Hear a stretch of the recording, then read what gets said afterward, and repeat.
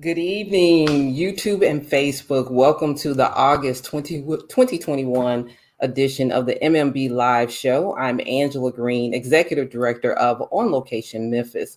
You know, we have a pretty good show lined up for you tonight. We have a little bit of entertainment news, film, and music. We have a special guest, Demario. He's an independent artist and entrepreneur here to share with us about his journey to his success in the entertainment industry, as well as the MMB Track of the Month. So go ahead and like this stream, share this stream, and let everybody know that the MMB Live Show is about to start right now.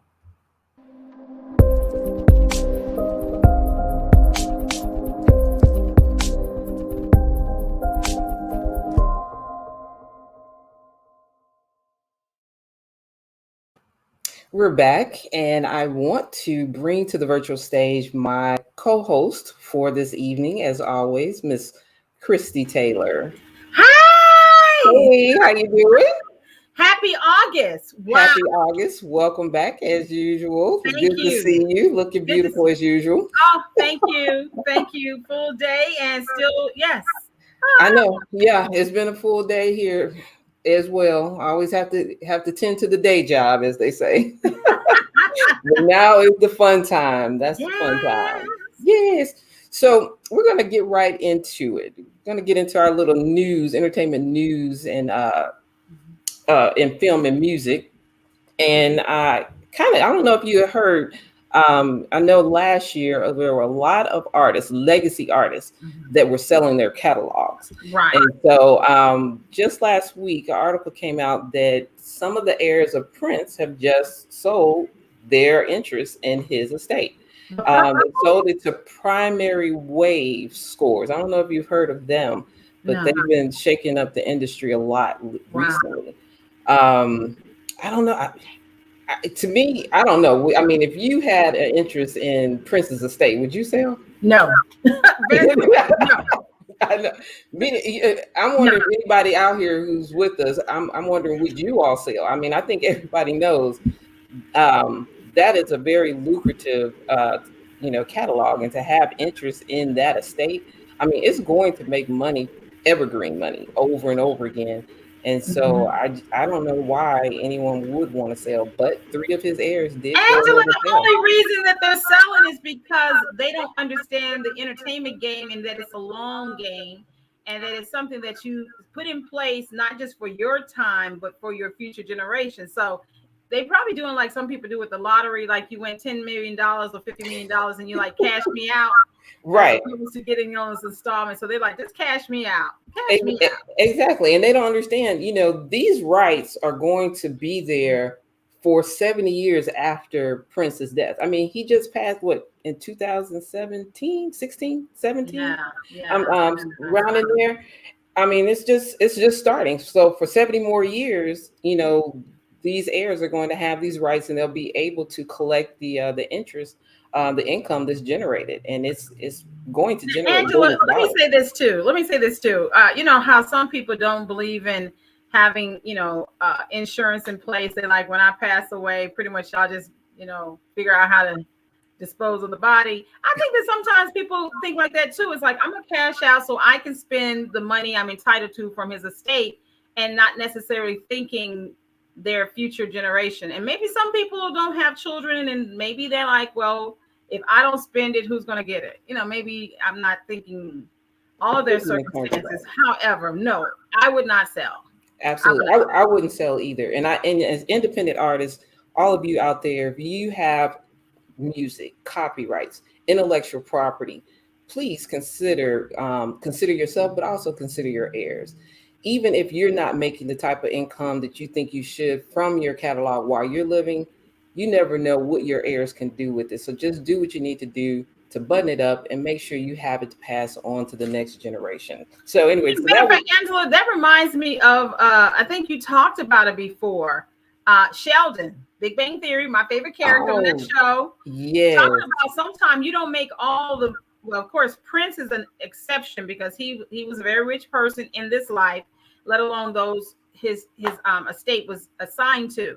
But even if you're not making a lot of money from your catalog now, your future generations could. So can you tell us about the Big Bang Theory? Oh yes, that was actually a very interesting case. And I don't know if any of you all are familiar with the Big Bang or watched the Big Bang Theory show, but there was a character on there named Sheldon. My favorite And character. yes, and so Sheldon had a little song that he was singing. I think it was either Hello Kitty or Soft Kitty, something like that was the name, but it was like a nursery rhyme. And he would also always sing it as a part of the show. Well, that song was actually written by a lady back in 1932. She wrote the song, and she actually allowed a nursery rhyme book to print the song in their book. So fast forward to, 2015, 16, something around in there, her heirs wanted to sue because they did not receive any of the income generated from the song because it was a part of that show. That show was a multi-million-dollar show. The actors on that show were making $1 million per episode. So that song was generating income. They were putting the lyrics on merchandise. So a lot of money was being generated from that song. And so a couple of years ago, and it was in court for quite some time, but a couple of years ago, the case ended up being tossed out because the copyrights were not in place.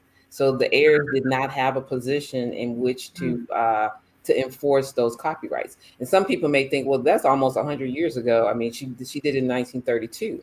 But however, the way the laws are, if she had filed her copyrights, they have been renewed. And then when the laws changed to extend those rights, her heirs very well would have had rights and interest in that song well into the 2000s, and they would have been able to collect on the income that was being generated by this television show. So it really goes to show that you should, really think about your heirs when you have intellectual property. I mean, it could last a long time and it can generate a lot of income, and you just never know. So what I hear in that is copyright your stuff now, but also make sure there's like an insurance policy that is in a good place where you can also remember to renew your copyright so it extends to the 70 years past. Well, you don't have to renew now. Back then, it was so many years, and you had to renew. And then they changed the laws. So you don't have to do a renewal now. You just need to make sure you file your copyrights is what you need to do. And then everything else is going to file in place. Yeah, and also make sure your family knows where the copyrights are, just like your insurance policies. Exactly. Yay. Exactly. So, and then now, the other thing that I thought was very interesting, I mean, everyone is familiar with TikTok and how the different people are coming up with the different dances on TikTok and they're going viral and all that other good stuff. Well, just yesterday, I learned that there was a young lady who actually received a copyright in her dance that she created for TikTok. I don't know if anyone's familiar with the Savage. I guess this was a dance that went viral. She built one around Megan the Stallion ended up doing it. Yeah, and other people. Well, she recently got a copyright in the choreography for the Savage. And so now if anyone wants to use that, use that dance in a video game, if they want to use it in their television show, music video or such, they're going to have to give her credit and she can collect some income off of it. So if you have a dance that you're coming up, something that may catch on, you may want to think about butting it down and getting your copyright in it before you let everybody else partake.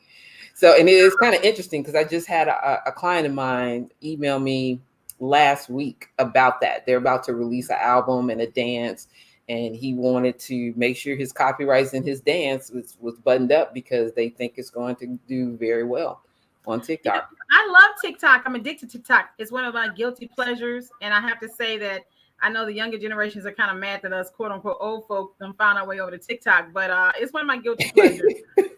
Absolutely. And while I have not made one of the dance songs, I do enjoy watching those as well as a lot of the dramatic skits. So yeah. Oh, hey, real quick. If we want to, can we talk about what's happening in the film now? Oh yeah, go ahead. Yes. Okay. Now before this, I am gonna need my glasses. I gotta you probably got your contacts on. I need my reading glasses every now and then too. Okay, so cans. was delayed in 2020 due to the global pandemic. Right. And it was already noted that Spike Lee was going to be the jury president, which means that's a very prestigious honor to be the jury president for Cannes Film Festival in France. And so 2020 was the pause year, but 2021, he was back at it. So let me put my spectacles on so I can read to you all this amazing information. Okay. Super excited. So, okay, now we know that Spike Lee has, since 1989, I got to do a little history on this. Since 1989, he has been crossing the Atlantic, going to Cannes International Film Festival for his second film, which was Do the Right Thing, which of course is one of his most amazing and noted projects that he's ever done. So now the Brooklyn filmmaker, 30 years later, has now returned, they said, to, well, I guess 2021, marks the first Cannes Festival since May 2019. And he ascended to the president of the Cannes competition jury, which, of course, is the first time a person of the African diaspora has ever been chosen. And the truth is, he's also the first Black president of any major film festival. So shout out to him. I was kind of really surprised when I read that. I did not know that. I didn't either. I was like, okay. Well, of course, some of the top ones would be like Tribeca, Sundance, Cannes. So, hey, everybody, Chandra, Jarrell, Taylor, Danielle. Hi, what's up, everybody? So I was super excited about that. But one of the things that, and everybody loved him. You know, everybody loves Spike Lee. Of course, he is a mainstay. He is definitely a fixture in the entertainment, in the film industry. But this year, in his position, he was given the task of announcing it's almost like our best movie picture award. Right. Well, he jumped the gun. The person who was giving him the instructions to proceed and make the announcement was speaking in French, and a word she used tripped him up. He thought that she meant give the top prize, but she was really saying announce the first winner. Oh, okay. So, but it got lost in translation. And he basically announced the grand prize winner at the top. Like, oh my God. Yeah. He did the spoiler. He did the spoiler. Yes. Spoiler alert. However, I will say in his defense, at least it wasn't like with the Oscars where they announced the wrong winner. Right. Good. Yeah. So in this case, Spike Lee did announce the actual winner. He just did a spoiler alert, as Angela just said. So hats off to Spike Lee. So hopefully that also means that there will be much more inroads to more African Americans and people of the diaspora participating on the global stage, because it really is okay for those of us in the industry. Sometimes we be low-key hating when they don't give us our proper due respect. I mean, but at the same token, we are in an industry. This is a business, and we have to play the politics of it all to make things happen, and in this case, make movies happen. So super excited about that. And I just thought I would give you all hats off to him and also give you that spoiler alert. But check this out. So last month, we did not do a show. No, we didn't. But let me tell you, we can play catch up. Okay. LeBron James, if for those who did not know, was a part of the Space Jam sequel. Y'all remember the other one? Yes, I remember the first one with Michael Jordan, and I enjoyed it. Yes, and check this out, that while some people kind of low-key was hating on the sequel, they said it performed very well. Okay, let's back it up. For those of us who are like industry nerds, we know, and we talked about this before, about the streaming wars and how the theatrical window was being shortened by the studios. And in some cases, some studios were releasing movies to the movie theaters in 2021 at the same time that they were releasing them on their streaming platforms like they were doing in 2020. So some people were low-key upset about it because the theatrical releases could cut into the money of the box office. However, Space Jam performed very well in both arenas. So hats off to LeBron James. Space Jam sequel. I did not watch it. on either platform? I've seen it. I watched it on HBO Max. It was excellent. I enjoyed it just as much as the first one with Michael Jordan. So I would highly recommend anyone, with children especially, either go to the theater or watch it on HBO Max. It's definitely worth it. Well, I'm glad you just brought up the thing about children because those are the movies that are performing best at the box office, even with home release dates simultaneously.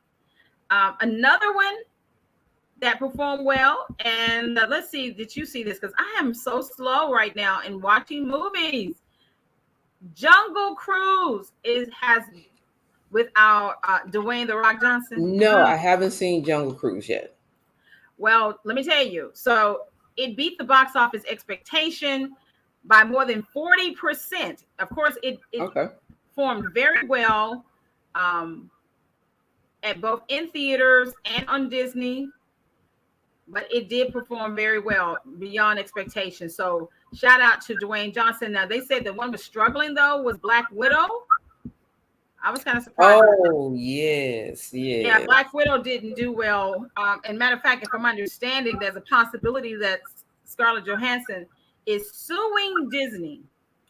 Yeah, we're definitely gonna have to do an all live discussion on that because we need to dig a little deeper into that conversation. Yeah, about that because it's a lot to unpack right there, and it's very interesting, and really the industry and how it's going to moving forward on all fronts is kind of coming into play with that. So, but yeah, I did hear a lot about that. Yeah.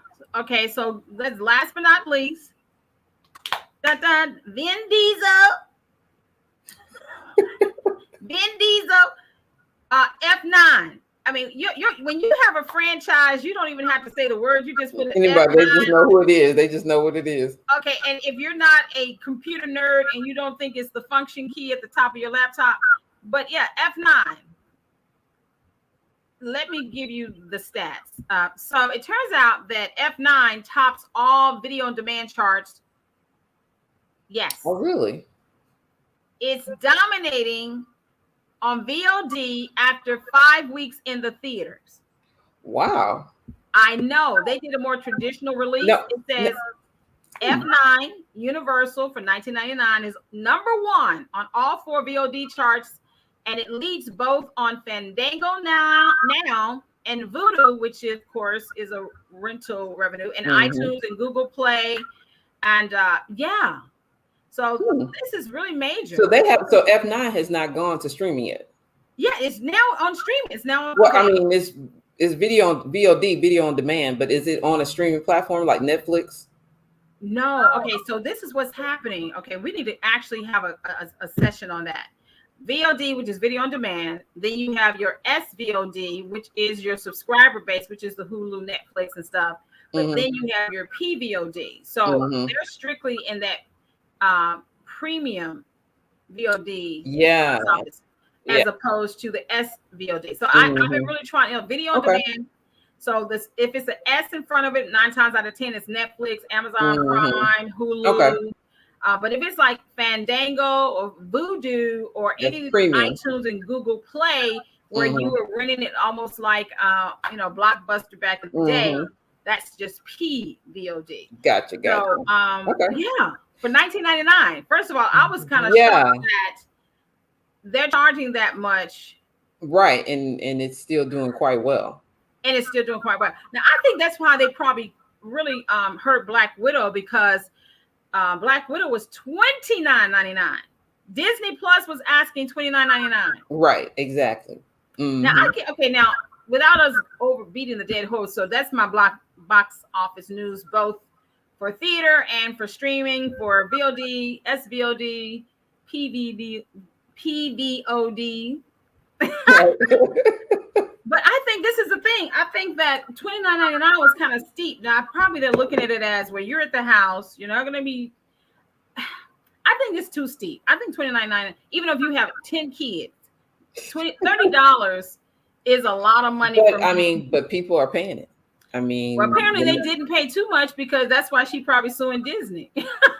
We'll have to get into it. Yeah, we're gonna definitely have to get into that one, because that's that's very interesting, and it's a lot to Yeah, unpack with yeah. that. I'm interested. But yeah, 1999, I just think of the psyche of a person. It's like, Mhm. okay, I'll pay $20 to watch something at home because I'm not using gas, I'm not buying Mhm. popcorn, I'm not doing concessions. So Mhm. yeah. So that's what's Absolutely. happening in the film industry. All right. And shout out to all Black Star. Last but not least, Black Star Philadelphia Film Mhm. Festival is happening this weekend, and it is 10 years old. It's always been Oh, noted as the Black Sundance, but now they okay. are like, we way more than Sundance. Okay. We is Black Star. So Black style. we are Black Star. So Absolutely. check that out. So if y'all in the East Coast area, be sure to check out Black Star Absolutely. Film Absolutely. Festival. So I guess we will move right into our next segment. And I'm very excited to have this young man on the MMB Live Show.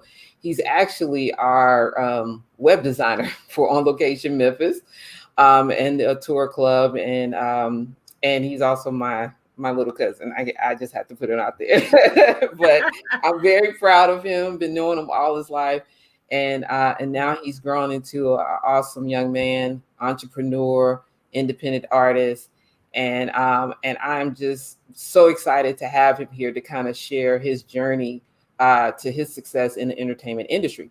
But before we get to that, he actually just released a new album called Freak. And we're going to play a little promotional video that kind of gives you a little taste of that song Freak, as well as show you a few images of his success. So, All right, come on, Freak. I think my parking meter low. After this shot, I need to go. I can't remember where to find where in the hell I left my mind. One time. Do it for the girls in the skin tight jeans, dark hair, blonde in the back. You a freak. Do it for the girl with the gold in the teeth. Do it for the love of it's for the freaks. Do it cause you grown, you should get like me. Do it for the bad girls, do it for the freaks. Do it for the girl with the gold in the teeth. Do it for the love of it's for the freaks. It's for the freaks. Demario, welcome to the MMB Live Show. Hey, thank you for having me. That video was great, by the way. Yeah, I love it. All the time, 2 thumbs up. So Freak, huh? Freak. Freak. That's right. You were giving me some Minneapolis vibes on that one, sir. Hey, that's what I like to hear. Excellent, excellent. So, Demario, why don't you just give us a little bit of background about yourself? Just a little bit of background. So a little bit about me is I've always been in music and artwork, both. Back in 2012, I actually started a business, Demario Design, and my background was always in graphic design. So that's kind of what I was offering my clients, was logos and branding and stuff like that. But that kind of took me into the web design world. And when I got further and deeper into that world and kind of realized that I can build websites from scratch, I kind of realized that I kind of had everything to start up a brand if you're looking to do that. And I was doing it in multiple industries until the thought hit me, why don't I do this for myself on the music side? And so that's kind of what made me start taking music a little more serious and starting up a brand and thinking more project-based ideas versus dropping singles, just so I can kind of have a lot to work with to build a brand on top of and go that route with it. So that's kind of where we are today. Is I'm still running the business, I think 7 years now. Congratulations. Oh, thank you so much. And then, so yeah, running the music brand too, dropping music as much as I can, trying to collab with other artists. I'm in the producing side as well. Then I sell t-shirts. So what I do. So when did you start with the music, as far as the writing and the recording and such? I would say I started back kind of at the same time when I was studying graphic design, kind of back in the college days. So this would have been 2010-ish time frame when I would have started. So it's been a while, but I didn't really start taking it too serious. I didn't really know to up until I kind of started getting the experience as a designer and kind of seeing how what I'm doing for a lot of my clients, I can kind of do for myself and build my own brand. So I'll say I started taking it serious maybe 4 years ago, 5 years ago, perhaps. But yeah. Cool. So what's the name of your company? My design company is called Demario Design, and then my music brand just Demario. And then what are some of the services that you offer through Demario Design?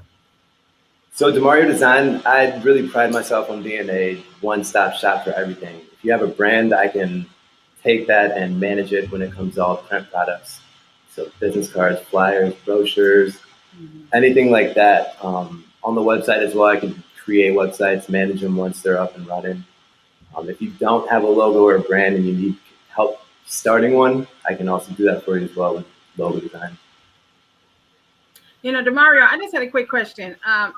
With you being a musician who was a graphic designer and web designer by trade, when did it really click for you? You said about 5 years ago when you were working for other clients who were musicians. Is that how it triggered off for you? No, they weren't even musicians. I started doing work. I kind of started with musicians actually, doing album covers here and there, but that kind of took me on a journey to different industries. So it wasn't until I started doing a bunch of work for people that practice law. I have a few clients in the medical industry, a few nonprofit organizations that do a lot of community work. It was really that work and the materials that I was doing for those types of clients that helped me to see that what I was doing, it doesn't just apply to one thing. It can be applied to multiple things. And then that thought just kind of took me to, I can do this with music too. I like the fact that you really focused on the merch because I was sharing that a lot of artists, think that their only source of income is through record sales or mechanical or songwriting publishing. And, but it's really in the additional products, whether it is an album, but pairing it with merchandise. Since you were working across the board, and it's very interesting that you said you started doing work with musicians, but it was while you were working for, more other sectors that the light bulb moment. So that's kind of amazing to me. So what made you zone in on, what merchandise did you feel based on your research really works well for artists and creative entrepreneurs like yourself, merchandise and things of that nature? So I think that is going to be based on your product and what you talk about. If you're a musician or if you're just an entrepreneur, what your product is, I think it's going to decide how you're going to do your merch. The thing that did it for me is being an artist. One thing that I'm good at is drawing, and I realized that a T-shirt is a perfect canvas that I can sell it. Anything that I come up with on. Going off of that, I also come up with logos for clients who don't have one. So that just let me know that I can come up with anything on the screen as well. That might be a logo for a brand based off of a song that I put out, something like that. You can base a logo off of anything. So to me, it's whatever I can put on a shirt. Yep. Right. So if you drop, so do you have a system like, okay, if I do a song, I'm going to drop these three I'm going to drop a T-shirt, a cup, a hat. Do you have it down to a system or is it more inspiration driven? I'd say a little bit of both. Mm-hmm. But one thing that I always make sure that I do is I make sure that if I'm going to drop a project, I have the merch ready to go at the same time. Whoa. So I include that as a part of working on a project. It's not just the product itself, the music. It's everything, the marketing behind it, the ideas that you want to use when it comes time to promote, what you're going to try to sell as you promote, everything. So now one of the things that I really enjoy on Instagram is the Mario character. Yeah. What inspired you to come up with that little cartoon character?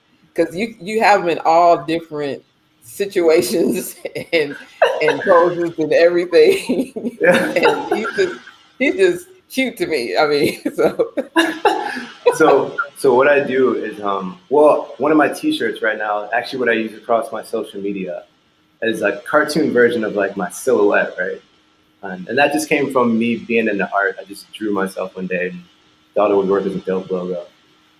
So just using that, I realized across different platforms that I use, one of them is Snapchat. They kind of give you a lot to work with as far as creating like a character or like an emoji of yourself.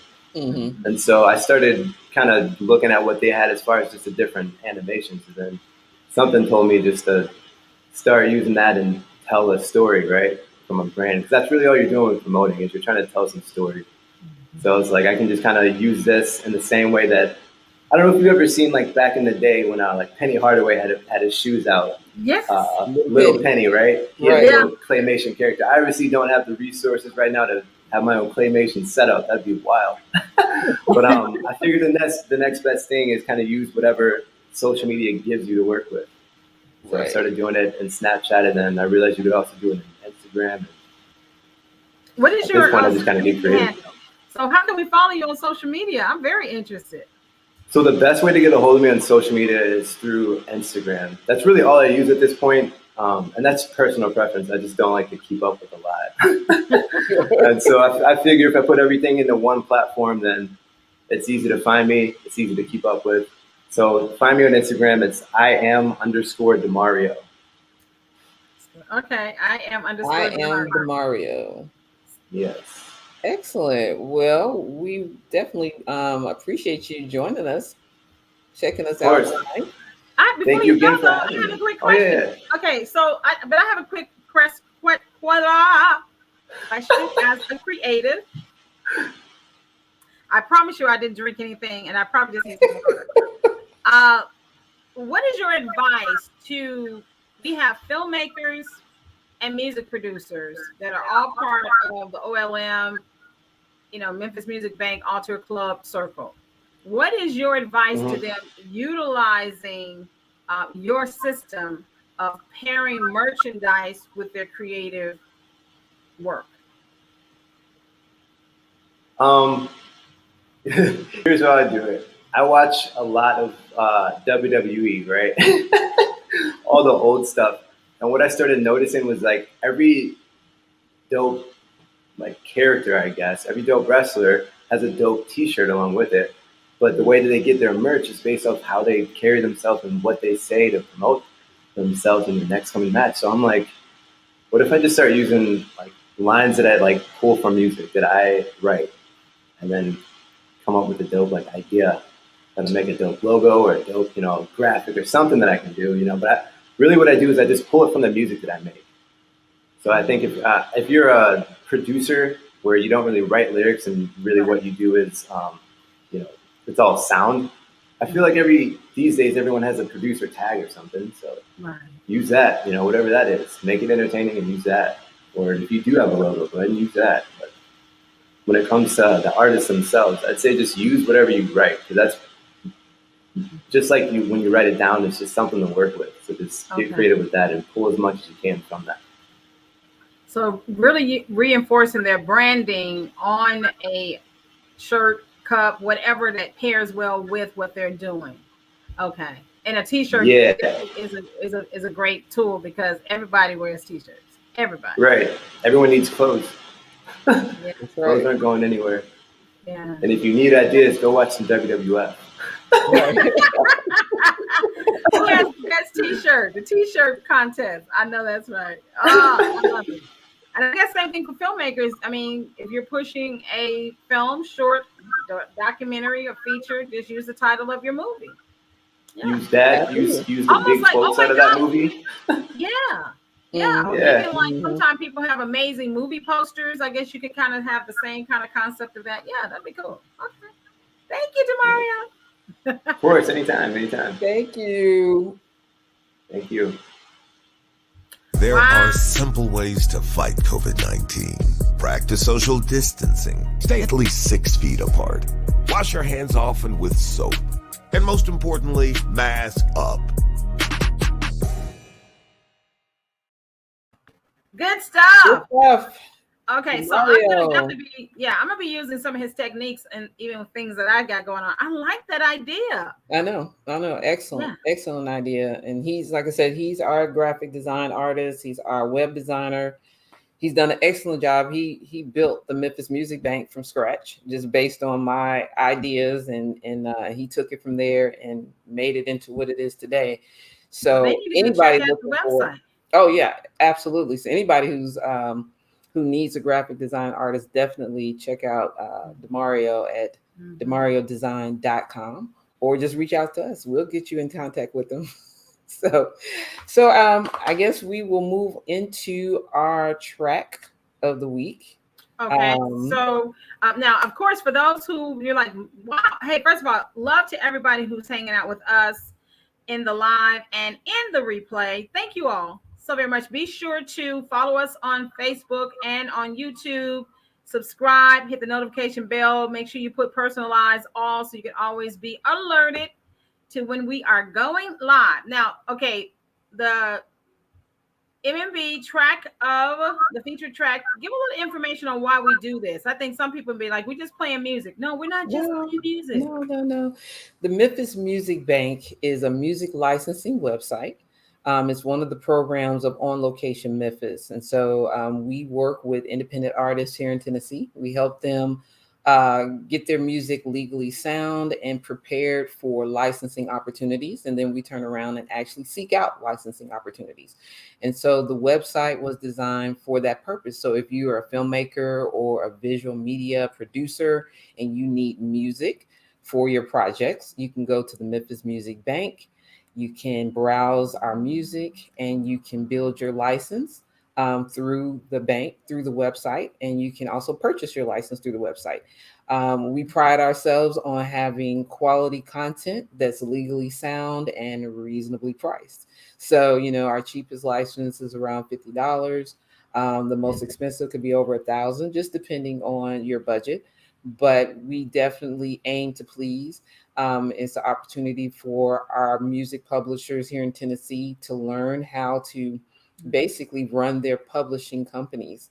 Many of them are artists and they create the music, but we know for the longevity of it and for the income that's generated from music is through your publishing company. And that's what this program is all about.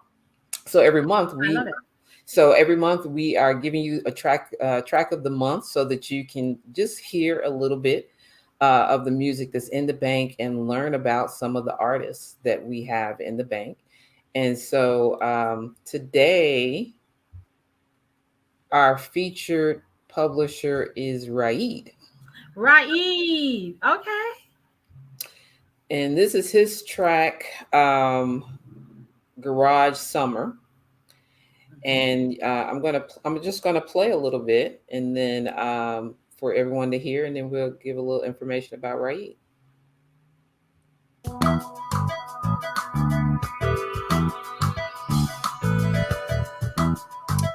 Hope everyone can hear that.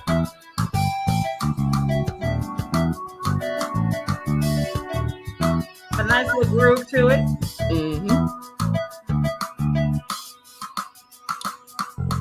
This is in our modern category. Okay. And you can see here, it's modern jazz. Actually, MJ is the catalog number here. MJ 00010. You know, as I'm listening to this, as a visual content creator, as a screenwriter, and as a budding filmmaker, film director, you can keep it playing in the background. That's a nice little music bed for me to talk on top of. Come on. You know, I was actually just thinking as you were playing it that if I'm listening to that as a filmmaker or a visual content creator, it definitely is a great segue. Like if a character is walking down the street or some type of motion that you're trying to do that's kind of lighthearted. Yeah, rowdy. Yeah, that's very nice. So like, you know, pairing a song with a scene is like when you need some motion, you know, it even could be like some Pulp Fiction type situation where they're driving down the street and they, you know, kind of cool and laid back, but definitely a great song, a great track. Even if you're doing a podcast, if you're doing something where you need a nice little groove, you know, when I did radio, this is the kind of track that I would talk on top of, segueing from one song to the other or giving a commercial break. So it's not intrusive, but a nice little groove. So that's what I'm thinking about. Yeah, when I listen to it. Absolutely. Well, that's a nice one. Raid. Now, let's tell us about Raid. So Raid, he is a Memphis musician and producer. Um, he basically has been in several bands, worked on documentaries. He's worked with local and national. He's been in local and national music competitions, and he loves to compose. As far as he likes to say, he likes to breathe life into all of his film projects and music projects, and he's multi talented. So he does several genres. He says he's not a picky listener. So and he's right now really developing his scoring skills. And so he's participated in a couple of our mixer competitions and have really held his own. He won competition, his first competition he actually won. So he's really growing in that area. And so he is available. He has tracks in the bank, but then he's also available for custom content and scoring. So if you like what you hear, if you're interested in Raid, feel free to reach out to us at the bank, and we'll definitely see what we can do for your next soundtrack. Now didn't he get some mailbox money recently? He did. He actually did. He has mailbox money on the way. We hadn't announced it yet, but yeah, he has a new license opportunity that we just secured for him in the last couple of days, and that's what we do here at the bank. Not only are you learning, but you're also making money as you learn. So I like the fact that as far as the Memphis Music Bank, since we've been talking about music and film, one reason why, and just for those who are like, where you're kind of going between being a visual content creator and you're also talking about music placement and scoring and licensing, what's the blend? Every single commercial that you watch, a radio commercial that you listen to, the podcast, even elevator music, let alone television, web series, movies, they all have audio. They always have sound. They always have music. So to be able to give our Tennessee music creators an opportunity to put music in your projects is one reason why we love to discuss both the film and the music together. absolutely, You put the music in the film and take the film to the marketplace. absolutely. All about making that money. All about making that money. Where the money resides. So to learn a little bit more about the Memphis Music Bank, here's our promo video.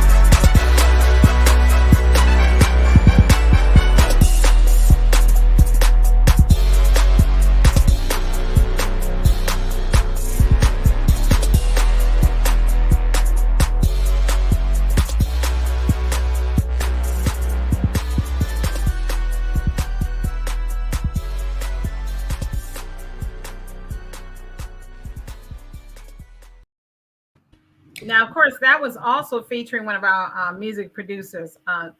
Rowdy, absolutely. We definitely patronize the bank for all of our visual media projects, and so that commercial, the music was done by Rowdy, and he's in the bank, and he has several tracks. He does hip hop. He's also a multi-talented, multi-genre producer. So, and he's also available for custom content and scoring. So, Rowdy, check him out. He's in the bank. Also, too, if you are a Tennessee music creator and you would like to have music featured in the bank, feel free to go to the website. You can go to the submission page and you can actually submit your music for consideration through the website. So feel free to go to Memphis Music Bank, BANQ.com, and submit your music. We're always accepting content all year round. And we want as many Tennessee artists to be a part of the bank. So spread the word. If you're not an artist, but you know someone, spread the word. They do have to be a Tennessee resident to participate in the Memphis Music Bank. But hopefully over time, we'll be spreading our wings and opening up this opportunity or creating other opportunities for artists in other cities and states. So, Christy, we're coming up to the end. And I'm super excited about it. MMB Live Show, but we have a lot of stuff, have some things planned for this month, especially with our tour club that we launched last month. Can I talk about that? Let me talk about that. Yeah. Okay. So Angela has given me the opportunity to be the creative liaison. The creative liaison between the music creators and the filmmakers, helping us to put in the same room, on the same stage, in the same space, the creative space, our musicians and our filmmakers. So one of the beautiful things about On Location Memphis, and I'm super excited about this. On Location Memphis always been about film and music, even as a festival, now having the Memphis Music Bank and us launching now launching the Tour Club. Okay. So let me say this. So the Tour Club is a wonderful opportunity for our filmmakers to now shine in the On Location Memphis Festival aspect. So the Tour Club is all about discovery, growth, and collaboration among talented creatives. Now, the beautiful thing about the Tour Club is it's open to all filmmakers around the world. Austin Powers, around the world. So you don't have to just live in Tennessee. You can be a filmmaker in New York, LA, Atlanta, Topeka, Kansas, Tanzania, Canada, Toronto, all over the world.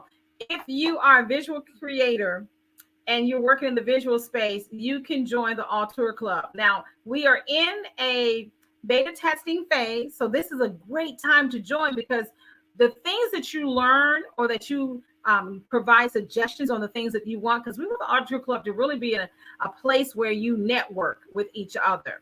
We have already started off with some great opportunities. We kick things off with a music scoring class session by a amazing awarded composer so that we can get our music creators up to the point where they can score for your visual content.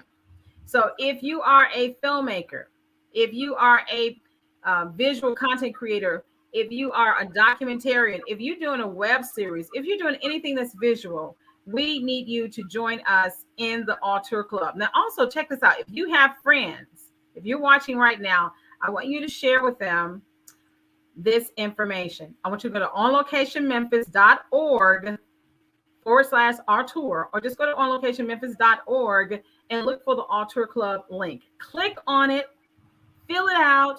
It's a private VIP exclusive. Y'all know how y'all like VIP. Well, this is a VIP club.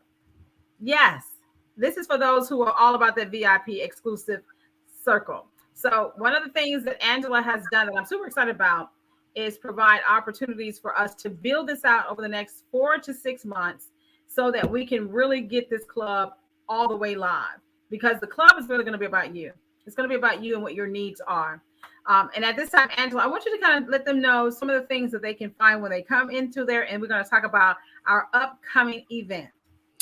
So the Tour Club is basically your one-stop shop for information pertaining to putting your film project together, making the connections with distributors, making connections with music creators, finding sample forms and agreements and things that you would need as you are doing your pre-production and in your production. And we're in the beta phase, so we're constantly building these tools out and adding them to the Tour Club. And so any suggestions that you have as far as tools that you feel like that you would need, feel free to let us know so that we can make that a part of the Tour Club.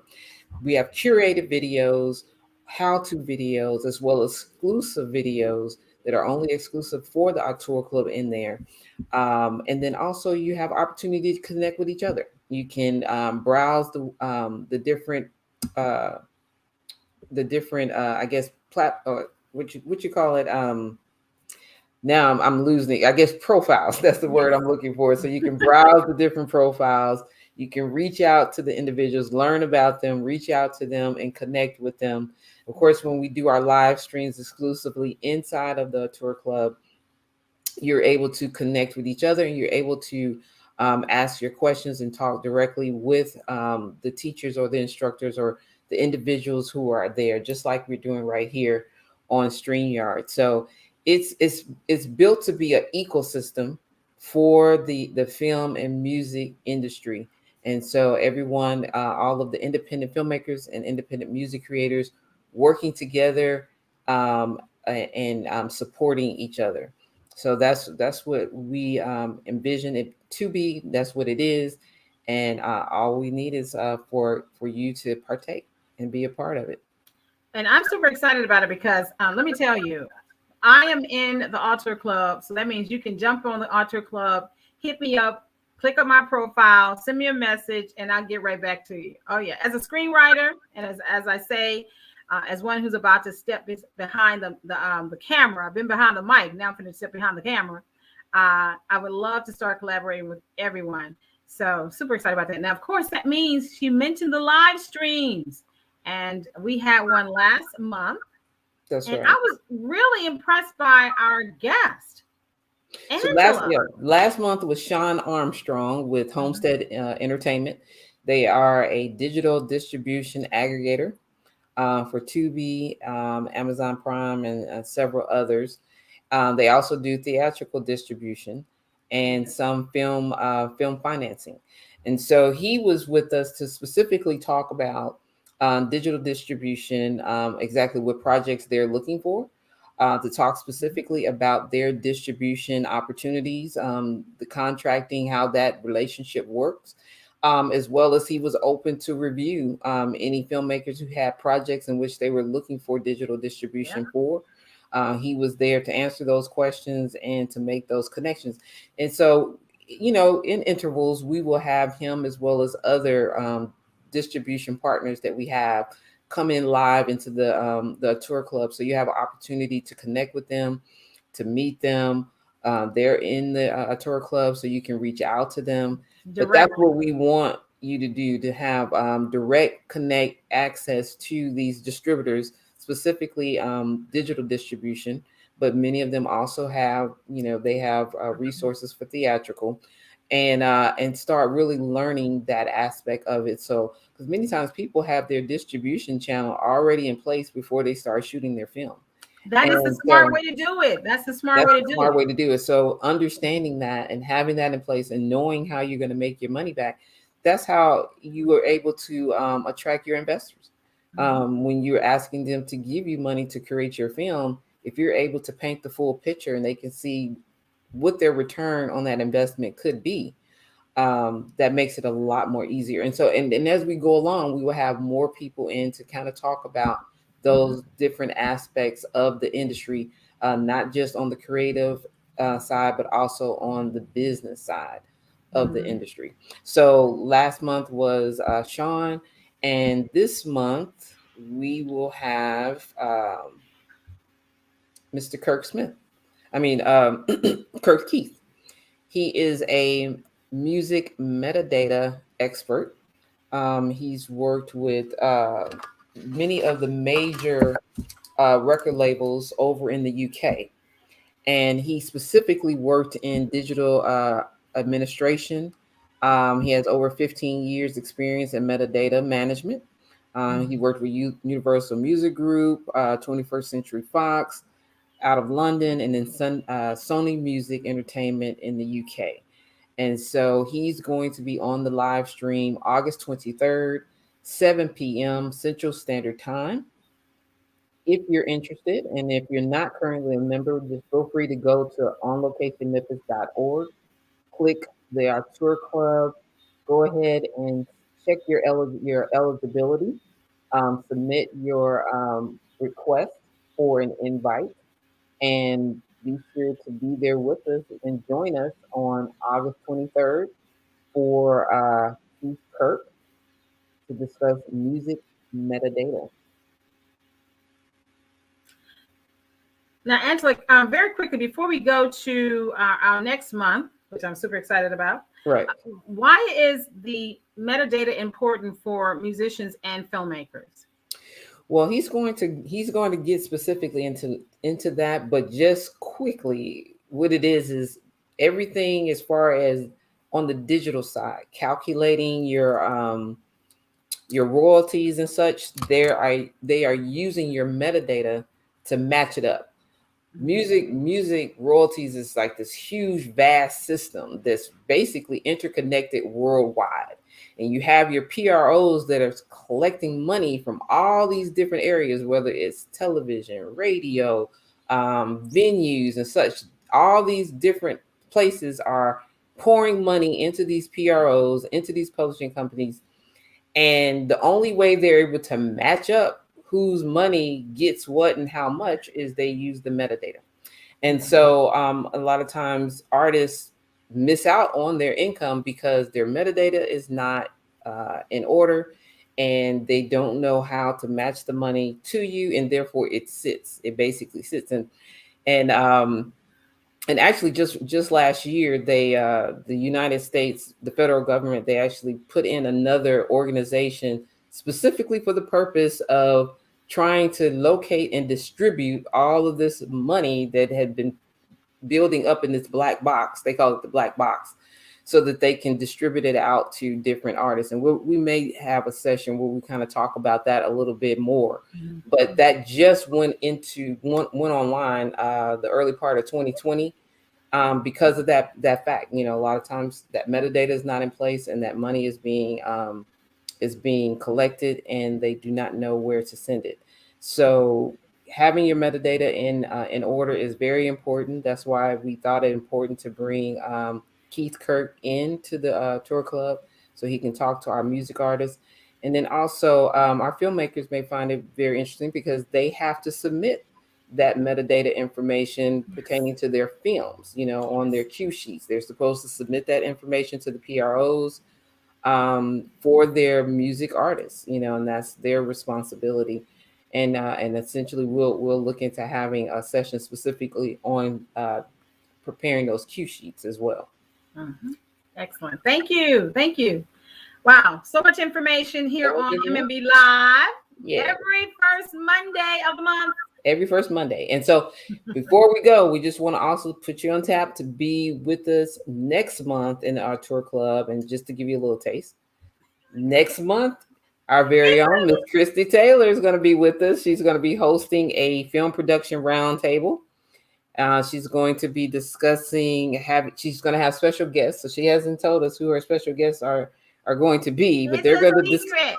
I guess it's a secret. But they're going to One of them is a board member of OLM. Okay, all right. Well, I think I know who it is then. But they're going to be talking about the pre-production process and how important it is to include that music manager at the beginning of the process. So be sure to put that on your schedule. That's going to be next month on September 20th. In our tour club. You don't want to miss it, but we definitely will be giving you all some additional reminders of that. All righty. I love it. Well, this has been amazing. I hope you all have an amazing month of August. May it be full of all types of love and creativity. All the good stuff. Excellent. So until next month, good night, everyone.